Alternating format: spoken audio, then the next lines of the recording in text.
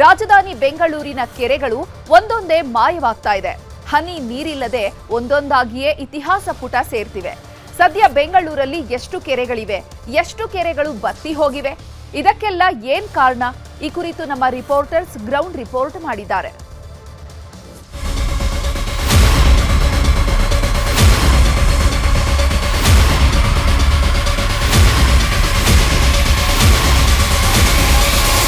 ಒಂದು ಕಾಲಕ್ಕೆ ಕೆರೆಗಳ ಊರಾಗಿದ್ದಂಥ ಬೆಂಗಳೂರಲ್ಲಿ ಇವತ್ತು ಕೆರೆಗಳ ಸಂಖ್ಯೆ ಕೈ ಬೆರಳ ಎಣಿಕೆಯಷ್ಟು ಮಾತ್ರ ಉಳಿದಿದೆ. ವರ್ಷದಿಂದ ವರ್ಷಕ್ಕೆ ಕೆರೆಗಳು ಸತ್ತು ಹೋಗ್ತಾ ಇದ್ದಾವೆ. ಇದ್ರ ಬಗ್ಗೆ ಯೋಚನೆ ಮಾಡೋದಕ್ಕೂ ಕೂಡ ಯಾರಿಗೂ ಸಮಯ ಇಲ್ಲ.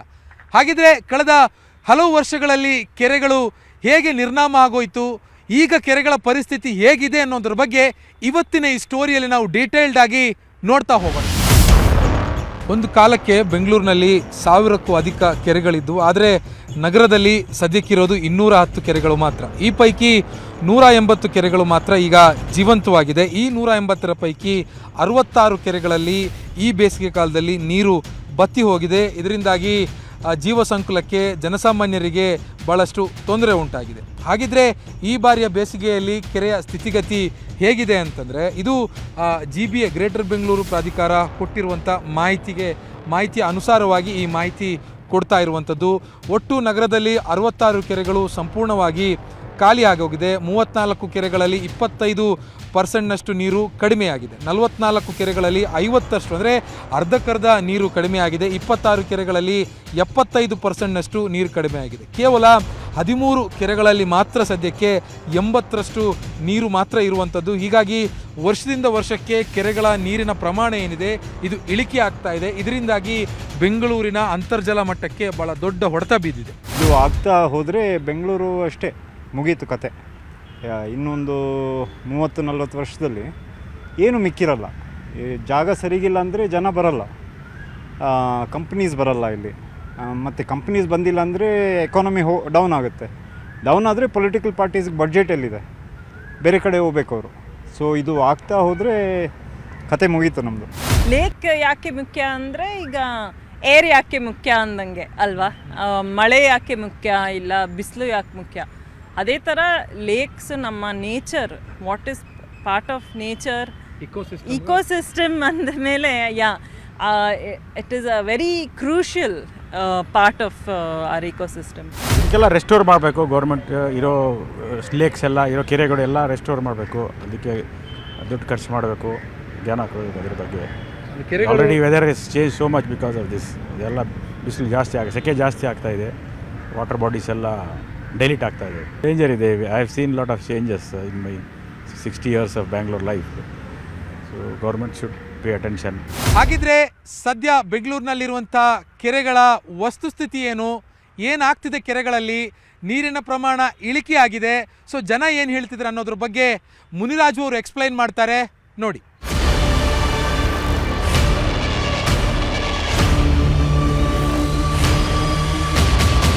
ಬೇಸಿಗೆ ಗಾಲದಲ್ಲಿ ಬೆಂಗಳೂರಿನ ಕೆರೆಗಳು ನೀರಿಲ್ಲದೆ ಬತ್ತಿ ಹೋಗುತ್ತಿವೆ. ನಾವೀಗ ಸ್ಯಾಂಕಿ ಕೆರೆಯಲ್ಲಿದ್ದೀವಿ. ಈ ಒಂದು ಕೆರೆಯಲ್ಲಿ ಸುಮಾರು 5ರಿಂದ 6 ಅಡಿಯಷ್ಟು ನೀರು ಕಡಿಮೆಯಾಗಿದೆ. ಯಾಕೆಂದರೆ ಬಿರು ಬೇಸಿಗೆ ಒಂದು ಕಡೆ ಆದರೆ ಮತ್ತೊಂದು ಕಡೆ ಕಳೆದ ಬಾರಿ ಮಳೆ ಪ್ರಮಾಣ ಕೂಡ ಕಡಿಮೆ ಆಗಿದ್ದರಿಂದ ಕೆರೆಯಲ್ಲಿ ನೀರು ಖಾಲಿ ಆಗೋದಕ್ಕೆ ಕಾರಣ ಅಂತ ಹೇಳಲಾಗ್ತಿದೆ. ಹಾಗಾದರೆ ಸ್ಯಾಂಕಿ ಕೆರೆಯ ಪರಿಸ್ಥಿತಿ ಈಗ ಹೇಗಿದೆ ಅನ್ನೋದನ್ನ ನೋಡೋಣ. ನಗರದಲ್ಲಿ ಬೇಸಿಗೆಯ ಬಿಸಿಲು ಹೆಚ್ಚಾಗಿದೆ. ಬಿಸಿಲು ಹೆಚ್ಚಾದ ಪರಿಣಾಮ ನಗರದ ಬಹುತೇಕ ಕೆರೆಗಳು ಈಗ ಖಾಲಿ ಆಗ್ತಿರುವಂಥ ದೃಶ್ಯಗಳು ಕೂಡ ಕಂಡು ಬರ್ತಾ ಇದೆ. ನಾವೀಗ ಸ್ಯಾಂಕಿ ಕೆರೆಯಲ್ಲಿ ನೋಡ್ಬೋದು. ಈ ಒಂದು ಕೆರೆಯಲ್ಲಿ ಸುಮಾರು 5ರಿಂದ 6 ಅಡಿಯಷ್ಟು ನೀರು ಖಾಲಿಯಾಗಿದೆ. ಈ ಬಾರಿ ಬಿಸಿಲಿನ ಪ್ರಮಾಣ ಕೂಡ ಹೆಚ್ಚಾಗಿರೋದ್ರಿಂದ ಕೆರೆಯಲ್ಲಿರುವಂಥ ನೀರು ಕೂಡ ಹೆಚ್ಚಾಗಿ ಆವಿ ಆಗ್ತಿದೆ ಅಂತೇಳಿ ಇಲ್ಲಿನ ಸ್ಥಳೀಯರು ಕೂಡ ಮಾಹಿತಿ ಕೊಡ್ತಿರೋದು. ಮತ್ತೆ ಈಗಾಗಲೇ ಕಳೆದ ಬಾರಿ ಕೂಡ ಮಳೆ ಪ್ರಮಾಣ ಕಡಿಮೆ ಆಗಿತ್ತು. ಮಳೆ ಕಡಿಮೆ ಇದ್ದರಿಂದ ಕೆರೆಗೆ ಬರುವಂಥ ನೀರಿನ ಪ್ರಮಾಣ ಕೂಡ ಕಡಿಮೆ ಆಗಿದೆ ಅಂತೇಳಿ ಹೇಳ್ತಿದ್ದಾರೆ. ಕೆರೆಯಲ್ಲಿ ಅಪಾರ ಪ್ರಮಾಣದ ಹೂಳು ಕೂಡ ತುಂಬಿಕೊಂಡಿರೋದ್ರಿಂದ ಆ ಒಂದು ಹೂಳಿನಿಂದಲೂ ಕೂಡ ನೀರಿನ ಸಂಗ್ರಹ ಕೂಡ ಈಗ ಕಡಿಮೆ ಆಗ್ತಿದೆ.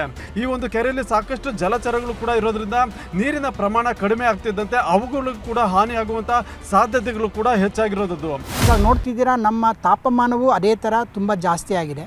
ಸೊ ತಾಪಮಾನ ಹೆಚ್ಚುತ್ತಾ ನೀರಿನ ಒಂದು ಉಷ್ಣಾಂಶ ಇದು ಮೇಲ್ಗಡೆ ಹೋಗ್ತಕ್ಕಂಥ ಹವೆ ಆಗಿ ಹೋಗ್ತಕ್ಕಂಥದ್ದು ಜಾಸ್ತಿ ಆಗುತ್ತೆ. ಒಂದು ಆ ಕಾರಣ, ಮತ್ತು ಬೇರೆ ಏನಾದರೂ ಲೀಕೇಜ್ ಇದೆಯಾ ಅಂತಕ್ಕಂಥ ಕಾರಣಗಳನ್ನ ಹುಡುಕಬೇಕಾಗಿರುತ್ತೆ.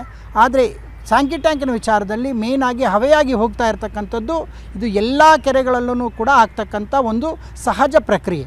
ನೀರು ಕಡಿಮೆ ಆಗಲಿಕ್ಕೆ 2-3 ಮುಖ್ಯವಾದ ಕಾರಣಗಳೇನು ಅಂದರೆ ಹೂಳೆತ್ತಿಲ್ಲ ಒಂದು, ಆಮೇಲೆ ಆಚೆ ಕಡೆಯಿಂದ ಭಾಳ ಗಲೀಜು ನೀರುಗಳು ಬಂದು ಇದು ಭಾಳ ಕಲುಷಿತವಾಗಿದೆ. ಇದನ್ನು ಒಂದು ಹೂಳೆತ್ತಿ ಈ ಸಾಕಷ್ಟು ಇದನ್ನು ಒದಗಿಸಿದ್ರೆ ಜಲಚರಗಳೆಲ್ಲ ಚೆನ್ನಾಗಾಗ್ತವೆ ಅಂತ ನನ್ನ ಲೆಕ್ಕಾಚಾರ. ಆಮೇಲೆ ಮಳೆ ಬಂದಾಗ ಇಲ್ಲಿ ಇಟ್ಕೊಳ್ತಕ್ಕಂಥ ಕ್ಯಾಚ್ಮೆಂಟ್ ಏರಿಯಾದಲ್ಲಿ ಪ್ರಾಪರ್ ವ್ಯವಸ್ಥೆ ಇಲ್ಲ. ಬಿಸಿಲು ಜಾಸ್ತಿ ಆಗಿದೆ. ಮಕ್ಕಳ ಭಾಗ ಹೋಗಿ ಬಂದು ಪಾರ್ಕಿಂಗ್ ಮಾಡೋರು, ನೋಡ್ಕೊಂಡು ಹೋಗೋರು, ಬೋಟಲ್ಲಿ ಆಡೋರು ಇವಾಗ ಯಾರೂ ಬರ್ತಿಲ್ಲ. ನೀರು ಇಲ್ಲ, ಮತ್ತು ನೀರು ಬಂದು ಸ್ಮೆಲ್ ಬರ್ತಾ ಇದೆ ಅಂತವ್ರೆ. ನೀರು ಇಲ್ಲ ಜಾಸ್ತಿ, ಅದಕ್ಕೆ ನೀರು ಬಿಸಿಲಿಲ್ಲ, ಮಳೆ ಇಲ್ಲದಕ್ಕೆ ನೀರು ಕಮ್ಮಿ ಆಗಿರುತ್ತೆ. ತುಂಬ ನಮಗೆ ಬಿಸಿಲು ಜಾಸ್ತಿ ಆಯಿತು ಬೆಂಗಳೂರಿನಲ್ಲಿ. ನೋಡಿದ್ರೆ ನೀರು ಕಮ್ಮಿ ಆಗಿದೆ. ಬೆಂಗಳೂರಿನಲ್ಲಿ ನೀರಿನ ಅಭಾವ ಜಾಸ್ತಿ ಆಗೋಗ್ಬಿಟ್ಟಿದೆ. ಕಾವೇರಿ ನೀರು 3 ದಿವಸಕ್ಕೊಂದ್ಸರಿ 4 ದಿವಸಕ್ಕೊಂದ್ಸರಿ ಬಿಡ್ತಾ ಇದ್ದಾರೆ. ಇನ್ನು ಅಲ್ಲೇ ಎಷ್ಟು ಕಮ್ಮಿ ಆಗಿದೆ ಗೊತ್ತಿಲ್ಲ. ಇಲ್ಲಿ ಇರೋಕ್ಕಾಗ್ತಿಲ್ಲ, ಮನೇಲಿ ಇರೋಕ್ಕಾಗ್ತಿಲ್ಲ. ಮಳೆ ಬೀಳಬೇಕು, ನಾವು ಅದನ್ನೇ ಪ್ರಾರ್ಥನೆ ಮಾಡ್ತಾ ಇದ್ದೀವಿ. ಇಲ್ಲಿ ನೋಡಿದ್ರೆ ಸ್ಯಾಂಕಿ ಟ್ಯಾಂಕ್ ಆಲ್ರೆಡಿ ನೀರೆಲ್ಲ ಕಮ್ಮಿ ಆಗಿಬಿಟ್ಟಿದೆ. ಇದು ಸ್ಯಾಂಕಿ ಕೆರೆಯ ಚಿತ್ರಣ. ಹಾಗಾದ್ರೆ ಮತ್ತೊಂದು ಕೆರೆಯ ಪರಿಸ್ಥಿತಿ ಯಾವ ರೀತಿ ಇದೆ ಅನ್ನೋದನ್ನ ಪ್ರಗತಿ ಹೇಳ್ತಾರೆ, ನೋಡೋಣ.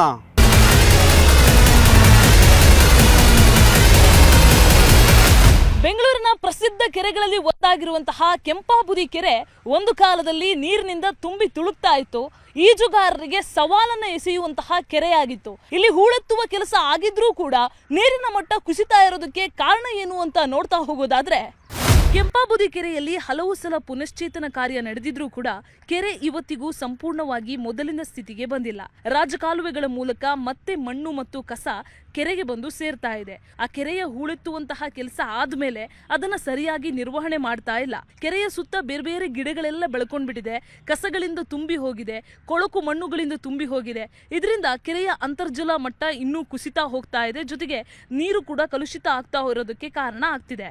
ಕೆರೆಯ ನೀರಿನ ಸಂಗ್ರಹ ಸಾಮರ್ಥ್ಯವನ್ನು ಹೆಚ್ಚಿಸುವಂತಹ ಬೃಹತ್ ಹೂಳು ತೆಗೆಯುವ ಕಾರ್ಯ ಇದುವರೆಗೂ ಪೂರ್ಣ ಪ್ರಮಾಣದಲ್ಲಿ ಯಶಸ್ವಿಯಾಗಿಲ್ಲ ಅನ್ನೋದು ಸ್ಥಳೀಯರು ಹೇಳ್ತಾ ಇರೋ ಮಾತು.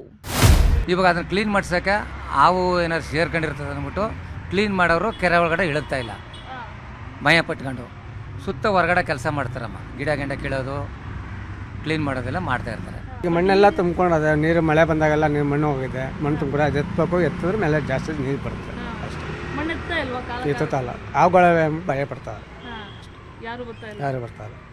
ಇನ್ಮೇಲೆ ಏನಾದ್ರು ಮಾಡ್ತಾರ ಏನೋ ಗೊತ್ತಿಲ್ಲ. ಕೆಲವರು ನೀರಿಲ್ಲ ಅಂದ್ಬಿಟ್ಟು ಪಬ್ಲಿಕ್ ಎಲ್ಲ ಕಸ ಎತ್ಕೊಂಡಾಗ ಹಾಕೋದು, ಅದು ಎಲ್ಲ ಮಾಡಿ ಅದು ಕೆರೆ ಇಲ್ದಿರೋ ಹಂಗೆ ಎಲ್ಲ ಹಾಳು ಮಾಡಿಬಿಟ್ಟಿದ್ದಾರೆ. ಬಟ್ ಮರಗಳು, ಕೆರೆ ಎಲ್ಲ ಇತ್ತು ಅಂದರೆ ನಗರ ತುಂಬ ಚೆನ್ನಾಗಿರುತ್ತೆ ಅಂತ ನಮ್ಮ ಅಭಿಪ್ರಾಯ. ಕೆರೆಗಳನ್ನಲ್ಲಿ ಹೂಳೆತ್ತಬೇಕು ಮೈನ್ ಮೇಡಮ್. ಹೂಳೆತ್ತಿದ್ರೆ ನೀರಿರುತ್ತೆ. ಅದನ್ನು ಮಾಡಿದ್ರೆ ಪಬ್ಲಿಕ್ ಆಗಲಿ ಗೌರ್ಮೆಂಟ್ ಆಗಲಿ ಮಾಡಬೇಕು. ಅದು ಮಾಡಿದ್ರೆ ಕೆರೆಗಳು ಚೆನ್ನಾಗಿರುತ್ತೆ ಮೇಡಮ್. ತುಂಬ ಡ್ರಾಬ್ಯಾಕ್ಸ್ ಇದೆ, ಅದು ಖಂಡಿತ ಕಮ್ಮಿ ಆಗುತ್ತೆ. ಕ್ಲೀನ್ ಮಾಡಿಸ್ತಾ ಇದ್ದೀವಿ, ಇವ್ರು ಹೇಳಿರೋ ಥರ ಕ್ಲೀನ್ ಮಾಡಿಸಿದ್ರೆ ಸ್ವಲ್ಪ ಬರುತ್ತೆ, ಮಳೆಗಾಲಕ್ಕೆ ನೀಟಾಗುತ್ತೆ. ಕೆರೆಗಳು ಈ ರೀತಿಯಾಗಿ ಸೊರಗೋದಕ್ಕೆ ಏನ್ ಕಾರಣ? ಇದ್ರ ಬಗ್ಗೆ ಮಾದೇಶ್ ಹೇಳ್ತಾ ಹೋಗ್ತಾರೆ, ಕೇಳಿ.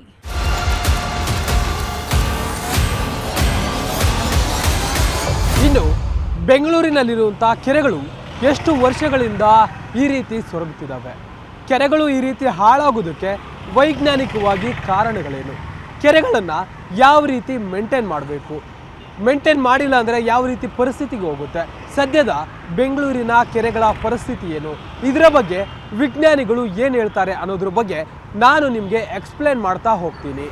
ಬೆಂಗಳೂರಿನಲ್ಲಿರುವಂತಹ ಕೆರೆಗಳ ನಿರ್ವಹಣೆ ಬಗ್ಗೆ ವಿಜ್ಞಾನಿಗಳು ಬೇಸರವನ್ನು ವ್ಯಕ್ತಪಡಿಸಿದ್ದಾರೆ. ಯಾಕಂದರೆ ಬೆಂಗಳೂರಿನಲ್ಲಿ ಸುಮಾರು 100ಕ್ಕೂ ಹೆಚ್ಚು ಕೆರೆಗಳಿದ್ದಾವೆ.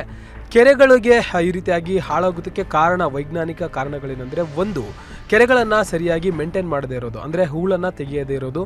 ಜೊತೆಗೆ ಕೆರೆಗಳಿಗೆ ಒಳಚರಂಡಿ ನೀರಿನ ವ್ಯವಸ್ಥೆಗಳಂದರೆ ಚರಂಡಿ ನೀರೆಲ್ಲವೂ ಕೂಡ ಕೆರೆಗೆ ಸೇರುತ್ತಿರೋದ್ರಿಂದ ಕೆರೆಗಳು ಹಾಳಾಗುತ್ತವೆ ಅನ್ನೋದು ವಿಜ್ಞಾನಿಗಳ ಅಭಿಪ್ರಾಯ. ಬೆಂಗಳೂರಿನಲ್ಲಿರುವಂಥ ಕೆರೆಗಳನ್ನು ಉದ್ಧಾರ ಮಾಡಬೇಕು ಅಂತಲೇ ಲೇಕ್ ಡೆವಲಪ್ಮೆಂಟ್ ಅಂತೇಳಿ ಒಂದು ಅಥಾರಿಟಿಯನ್ನು ಕೂಡ ಇದೆ. ಆದರೆ ಅಧಿಕಾರಿಗಳು ಮಾತ್ರ ಕೆಲಸ ಮಾಡ್ತಿಲ್ಲ ಅಂತ ಹೇಳಿ ವಿಜ್ಞಾನಿ ಕೂಡ ಬೇಸರವನ್ನು ವ್ಯಕ್ತಪಡಿಸುವಂಥ ಕೆಲಸವನ್ನು ಮಾಡ್ತಿದ್ದಾರೆ. ಕುಡಿಯೋ ನೀರಿಗೆ ವ್ಯವಸ್ಥೆ ಆಗುವಂಥ ರೀತಿಯಲ್ಲಿ ಒಂದಷ್ಟು ಕೋಲ್ಡ್ ಸ್ಟೋರೇಜನ್ನು, ನೀರನ್ನು ಸಂಗ್ರಹ ಮಾಡಿರುವಂಥ ಪರಿಸ್ಥಿತಿಯನ್ನು ನಿರ್ಮಾಣ ಮಾಡಬೇಕು. ಅದಕ್ಕೆ ಟೆಕ್ನಿಕಲಿ ಸಾಕಷ್ಟು ವ್ಯವಸ್ಥೆಯನ್ನು ಮಾಡ್ಕೊಳ್ಬೇಕಿದೆ. ಮಳೆ ಬಂದರೆ ಈ ರೀತಿಯಾಗಿ ನಮಗೆ ನೀರಿನ ವ್ಯವಸ್ಥೆ ಇರುತ್ತೆ, ಆದರೆ ಮಳೆ ಬಂದಿಲ್ಲ ಅಂದರೆ ಸಾಕಷ್ಟು ಸಮಸ್ಯೆ ಆಗುತ್ತೆ. ನೋಡಿ, ಕೆರೆಗಳು ನ್ಯಾಚುರಲ್ ಪೂಲ್ಸ್ ಅವು. ಮಳೆ ಬಂದಾಗ ನೀರು ಹರಿದು ಬಂದು ತುಂಬಿಕೊಳ್ಳುತ್ತೆ. ಜೊತೆಗೆ ಒಂದು ಸ್ವಲ್ಪ ಮಣ್ಣು ಕೂಡ ಬಂದು ಹೂಳ್ದು ತುಂಬಿ ಅದರ ಲೆವೆಲ್ ರೈಸ್ ಆಗ್ತಾ ಹೋಗುತ್ತೆ. ಅದಕ್ಕೆ ಹಿಂದಿನವ್ರು ಏನು ಮಾಡೋರು, ಬೇಸಿಗೆ ಕಾಲದಲ್ಲಿ ಆ ಗೋಡು ಅಂತ ಹೇಳ್ತಾರೆ, ಆ ಹೂಳು ಮಣ್ಣನ್ನು ತೆಗೆದು ಅದನ್ನು ತೋಟಗಳಿಗೆ ಹೊಲಗಳಿಗೆ ಹೊಡೆದು ಆ ಟ್ಯಾಂಕ್ ಬೆಡ್ ಲೆವೆಲ್ ಮೇಂಟೈನ್ ಮಾಡ್ತಾಯಿದ್ರು. ಈಗ ಆ ಥರ ಆಗ್ತಾಯಿಲ್ಲ. ಒಂದು ಕಾರಣ ಸೈಂಟಿಫಿಕ್ ರೀಸನ್ನು ಸಿಲ್ಟೇಷನ್ನು, ಸಾಕಷ್ಟು ಹೂಳು ತುಂಬಿರೋದ್ರಿಂದ ಸ್ಟೋರೇಜ್ ಕೆಪಾಸಿಟಿ ಕಮ್ಮಿ ಆಗಿದೆ. ಎರಡನೇದು ಎನ್ಕ್ರೋಚ್ಮೆಂಟು, ಸುತ್ತಲೂ ಕೂಡ ಆ ಜಾಗನ ಆಕ್ರಮಣ ಮಾಡಿಕೊಂಡು ಸ್ಟೋರೇಜ್ ಏರಿಯಾ ಏನಿತ್ತು ಅದು ಕಡಿಮೆ ಆಗಿದೆ. ಕೆಲವಂತೂ ಕೆರೆಗಳು ಕಣ್ಮರೆಯಾಗಿವೆ, ಲೇಔಟ್ಸ್ ಮಾಡಿ ಅದೆಲ್ಲ ಈಗಾಗಲೇ ಲ್ಯಾಂಡ್ ಗ್ರ್ಯಾಪ್ ಆಗೋಗಿದೆ. ಇವೆಲ್ಲ ಗೊತ್ತಿರೋ ವಿಷಯಗಳು. ನಂತರ ಮೂರನೇದು ಈ ಸೂರೇಜ್ ವಾಟ್ರನ್ನ ಕೆರೆ ನೀರಿನ ಜೊತೆ ಬೆರೆಯೋದಕ್ಕೆ ಬಿಡೋದು.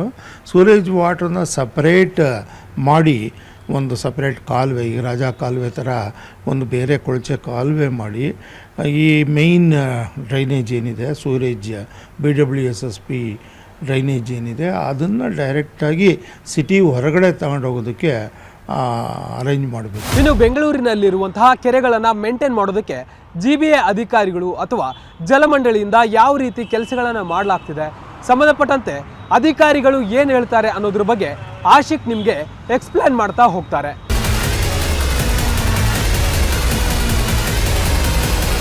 ಹಾಗಿದ್ರೆ ಬೆಂಗಳೂರಿನ ಕೆರೆಗಳು ಇಂಥ ಅಧೋಗತಿ ತಲುಪೋದಕ್ಕೆ ಏನು ಕಾರಣ, GBA ಅಧಿಕಾರಿಗಳು ಮಾಡಿರುವಂತಹ ಎಡವಟ್ಟುಗಳೇನು ಅನ್ನೋದನ್ನು ಈ ಸ್ಟೋರಿಯಲ್ಲಿ ನಾವು ನೋಡ್ತಾ ಹೋಗೋಣ. ಬೆಂಗಳೂರಿನ ಕೆರೆಗಳಿಗೆ ಜೀವ ತುಂಬುವುದು ಭಾಳ ಅನಿವಾರ್ಯ. ಕೆರೆಗಳ ಉಳಿವಿಗೆ ಹೂಳೆತ್ತೋದು ಕೂಡ ಭಾಳ ಮುಖ್ಯ. ಕೆರೆಗಳ ಸುತ್ತಲೂ ಕೂಡ ಹಸಿರು ಹೊದಿಕೆಯನ್ನು ಅಂತಂದರೆ ಮರಗಳನ್ನು ನೆಟ್ಟು ಬೆಳೆಸೋದು ಕೂಡ ಭಾಳ ಮುಖ್ಯ. ಬೆಂಗಳೂರು ನಗರದಲ್ಲಿ ಉತ್ಪತ್ತಿಯಾಗುವಂತಹ ಸೀವೇಜ್ ನೀರನ್ನು ಸಂಸ್ಕರಿಸಿ ಮತ್ತೆ ಅದೇ ಕೆರೆಗಳಿಗೆ ಬಿಡೋದರಿಂದ ಬೆಂಗಳೂರಿನ ಅಂತರ್ಜಲ ಮಟ್ಟ ಮತ್ತು ಕೆರೆಗಳನ್ನು ಪುನರ್ಸ್ಥಾಪಿಸೋದಕ್ಕೂ ಕೂಡ ಅನುಕೂಲ ಆಗುತ್ತೆ. ಮತ್ತು ತ್ಯಾಜ್ಯ ನೀರುಗಳನ್ನು ನೇರವಾಗಿ ಕೆರೆಗಳಿಗೆ ಬಿಡೋದನ್ನು ಕೂಡ ತಡಿಬೇಕಾಗುತ್ತೆ. ಮತ್ತು ಪ್ರತಿ ಕೆರೆಗೂ ಕೂಡ ವೆಟ್ಲ್ಯಾಂಡನ್ನು ನಿರ್ಮಾಣ ಮಾಡಬೇಕಾಗುತ್ತೆ. ಈ ವೆಟ್ಲ್ಯಾಂಡ್ ನಿರ್ಮಾಣ ಮಾಡೋದ್ರಿಂದ ನೀರಿನ ಒಳಹರಿವಿಗೆ ಪುಷ್ಟಿ ನೀಡುತ್ತೆ. ಹಲಸೂರು, ಹೆಬ್ಬಾಳ, ನಾಗವಾರ, ಅರಕೆರೆ, ಕಲ್ಕೆರೆ, ಚಿಕ್ಕಬೇಗೂರು, ಬೆಳ್ಳಂದೂರು ಕೆರೆಗಳ ದುರಸ್ತಿ ಕಾಮಗಾರಿಯನ್ನು ಆಯಾ ನಗರ ಪಾಲಿಕೆಗಳು ಕೈಗೆತ್ತಿಕೊಂಡಿದೆ. ಅಲ್ಲಿರುವಂಥ ಹೂಳನ್ನು ತೆರವು ಮಾಡಲಾಗ್ತಾ ಇದೆ. ಇದರಿಂದ ಮುಂದಿನ ಮಳೆಗಾಲದಲ್ಲಿ ನೀರು ತುಂಬೋದಕ್ಕೂ ಕೂಡ ಕೆರೆಗಳಲ್ಲಿ ಸಹಕಾರಿಯಾಗುತ್ತೆ. ಇದೇ ಮಾದರಿಯಲ್ಲಿ ನಗರದ ಎಲ್ಲ ಕೆರೆಗಳನ್ನು ಕೂಡ ಹೂಳೆತ್ತಿ ಅಭಿವೃದ್ಧಿ ಕಾರ್ಯ ಮಾಡಿದ್ರೆ ಮುಂದಿನ ಮಳೆಗಾಲಕ್ಕೆ ಉತ್ತಮ ರೀತಿಯಲ್ಲಿ ನೀರು ಸಂಗ್ರಹ ಆಗುತ್ತೆ. ಈ ಎಲ್ಲ ಕಾಮಗಾರಿಗಳಿಗಾಗಿ ಸದ್ಯಕ್ಕೆ ಗ್ರೇಟರ್ ಬೆಂಗಳೂರು ಪ್ರಾಧಿಕಾರ ತನ್ನ ವ್ಯಾಪ್ತಿಯ 5 ನಗರ ಪಾಲಿಕೆಗಳಲ್ಲಿ ಅಂದಾಜು 100 ಕೋಟಿಗೂ ಅಧಿಕ ವೆಚ್ಚವನ್ನು ಖರ್ಚು ಮಾಡ್ತಾ ಇದೆ. ದೇವರೇ ಕಾಪಾಡಬೇಕು. ಈ ಥರ ಆಗ್ಬಿಟ್ರೆ ನಮ್ಮ ಬೆಂಗಳೂರು ಏನಾಗುತ್ತೆ, ನೀರಿನ ಸೌಕರ್ಯ ಏನಾಗುತ್ತೆ ಗೊತ್ತಾಗಲ್ಲ. ಮುಂದೆ ನಾವು ಕಾಸು ಕೊಟ್ಟು ತೊಗೊಳ್ಳೋವಂಥ ಪರಿಸ್ಥಿತಿ ಬಂದಿದೆ. ಈಗಲೇ ಕುಡಿಯೋ ನೀರಿಗೆಲ್ಲ ಇನ್ನೂ ಸ್ನಾನ ಮಾಡೋಕ್ಕೂ ನಾವು ಕಾಸು ಕೊಟ್ಟು ತೊಗೊಳ್ಬೇಕು, ಆ ಥರ ನೀರು ಆಗ್ತಾ ಇದೆ. ಮಾಡಬೇಕಂತ ಮಾಡ್ತಾರೆ, ಮಾಡಬೇಕು, ಇದು ರೂಲ್ಸು, ಇದು ಮಾಡ್ತಾರೆ. ಅದನ್ನು ಬಿಟ್ಟು ಅವರು ಮನಸ್ಸಿಂದ ಮಾಡಲ್ಲ. ನೆಲದ ಮೇಲೆ ಮನಸ್ಸಿಲ್ಲದವನು ಯಾವುದಕ್ಕೂ ಮರ್ಯಾದೆ ಕೊಡಲ್ಲ. ಬಿಕಾಸ್ ಲಾಟ್ ಆಫ್ ಟೈಮ್ಸ್ ಸೋಯೇಜನ್ನು ನಾವು ಡೈವರ್ಟ್ ಮಾಡ್ತಾಯಿದ್ದೇವೆ ನಾವು ಕೆರೆಗಳಲ್ಲಿ. ಟ್ರೀಟೆಡ್ STP ನೀರು ಕೊಟ್ಬಿಟ್ರೆ ಖಂಡಿತ ನೀರು ಇಂಗ್ಲಿಕ್ಕೆ ಖಂಡಿತ ವ್ಯವಸ್ಥೆ ಆಗ್ತದೆ. There is a program in BWSSB project where there planning to say ಕಿ ನಾವು ಟ್ರೀಟೆಡ್ STP ವಾಟರ್ ನಮ್ಮ ಕೆರೆಗೆ ಕೊಟ್ಟು ಅದನ್ನು ಸ್ವಲ್ಪ ಸರಿಯಾಗಿ ಇಟ್ಕೊಳ್ಳಿಕ್ಕೆ ವ್ಯವಸ್ಥೆ ಮಾಡ್ತೇವೆ. ಯಾವುದು ಸಂಸ್ಕೃತ ನೀರಿದೆ ಅದನ್ನು 23 ಕೆರೆಗಳಲ್ಲಿ ತುಂಬಿದ್ದೇವೆ. ಉಳಿದಂತೆ ಈ ವರ್ಷ ಒಂದು 39 ಕೆರೆಗಳಿಗೆ ತುಂಬೋದಕ್ಕೆ ಸ್ಟೆಪ್ಸ್ ತೊಗೊಂಡಿದ್ದೇವೆ. 70 ಕೆರೆಗಳವರೆಗೆ ನಮಗೆ ನೀರು ತುಂಬೋದಕ್ಕೆ ಚಾನ್ಸಸ್ ಇದೆ. ಇದು ಬೆಂಗಳೂರಿನ ಭವಿಷ್ಯಕ್ಕೆ ಭಾಳ ದೊಡ್ಡ ಕುತ್ತು ಅನ್ನೋದು ತಜ್ಞರ ಅಭಿಪ್ರಾಯ. ಬೆಂಗಳೂರಿನ ಕ್ಯಾಮ್ರಾ ಪರ್ಸನ್ ರಾಯ್ಡು ಜೊತೆ ಆಶಿಕ್ ಮುಲ್ಕಿ, ನ್ಯೂಸ್ 8.